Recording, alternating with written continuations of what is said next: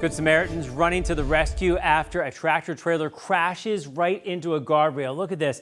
They're going in there, but I tell you what, it was the people that came before these folks in Berks County that were the real heroes. The driver made it out, expressing concern that the dangerous bend in the road is the real problem. Looking into all this, CBS 21's Alex Thill, who also had a chance to talk to the heroes. Alex.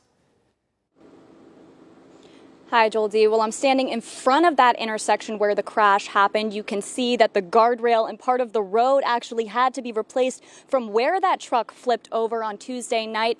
And today I spoke with two men who say they were thankful they were in the right place at the right time, or else this accident could have been a lot worse. And we kind of just watched in slow motion as he tipped over and went down the hill. Connor Kristen says he was driving back from his grandmother's house with his friend Colin when they saw the tractor trailer in front of them start to smoke. The men quickly called 911 moments before the truck flipped over, going up in flames right off Camp Swatera Road. I got down to him. He was still in the cab of the truck. We were able to get the windshield off and kind of instructed him how to get out that way. Because it looked like it was still smoking and there were some fluids leaking, so our biggest priority was getting him up and out in case anything else happened. According to the Fryerstown Fire Company, the truck was carrying almost 22 tons of flour when it crashed through the guardrail on Route 645. Thankfully, the driver wasn't hurt, but Colin says to get him up the embankment, they had to be creative. Fortunately, somebody actually had dog leashes in their car. We put the dog leashes together and we were able to pull everybody up. Although the Good Samaritans were able to help this truck driver, other accidents in the same intersection have not ended so well. The Fryerstown Fire Company deputy chief says they have responded to many crashes in this same spot because people aren't following the signage on Pine Grove Road and are making careless mistakes. Writing, quote, "We have responded to many crashes of this type and severity. We can't understate the dangerous nature of the hill and the ignorance of drivers, whether deliberate or indeliberate. It only takes one bad decision to maim or kill someone." But as we were driving around the intersection, we spotted multiple speed limit signs and others telling trucks to reduce their gear, but not many signs telling truckers to turn around or avoid the roads altogether. Connor says he's just happy the driver is okay and that the community was able to rush to the rescue. Kind of like restore your faith in humanity that like people will still stop and help everybody when something like this happens.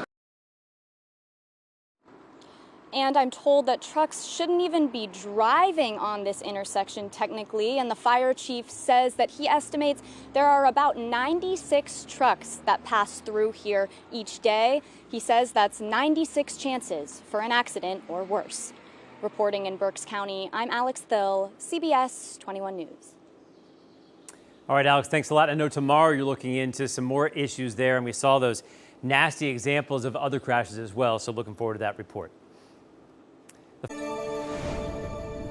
Tonight, we have new details about a dangerous road in Berks County that's been impacting many people across central Pennsylvania. This crash right here caught our attention. You can see that tractor trailer is hanging over the railing there. And that tractor trailer was carrying 20 tons of flour and it flipped over that guardrail. CBS 21's Alex Thill spoke with the woman who owns a home right next to that intersection and explains how she says this has been a problem for years now.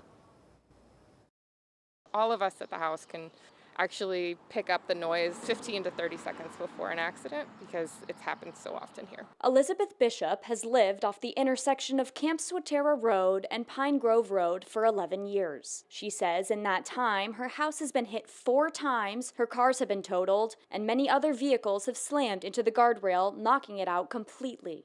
Twice with sedans going through our basement. It flung pieces of our stone foundation to the back of the basement, so it just is storage now. February 1st was the last time that somebody drove into my garden, so we're still working with the insurance company on that one, and that was over $5,000 of damage. The most recent crash happening this past Tuesday. Video shows about a dozen people rushed to help the driver out of his truck that had landed on its roof and caught fire. This is from Elizabeth's security camera that the Fryerstown Fire Company gave to her because of how frequently crashes happen, she says. There was one day that we had 2 accidents within 2 hours of each other. And there's more video. In October, a drunk driver sped down the hill, smashing through the guardrail. He was arrested moments later. In November, another car skidded into that same spot the drunk driver had hit the month before. And in December, a milk truck went around the sharp turn and didn't quite make it, running right over the driver's side of the white sedan. Luckily, everyone was okay, but that hasn't always been the case. The worst crash so far happened in 2023. The man driving the crushed construction equipment had to be medically flown to a nearby hospital, where Elizabeth says he had both arms amputated.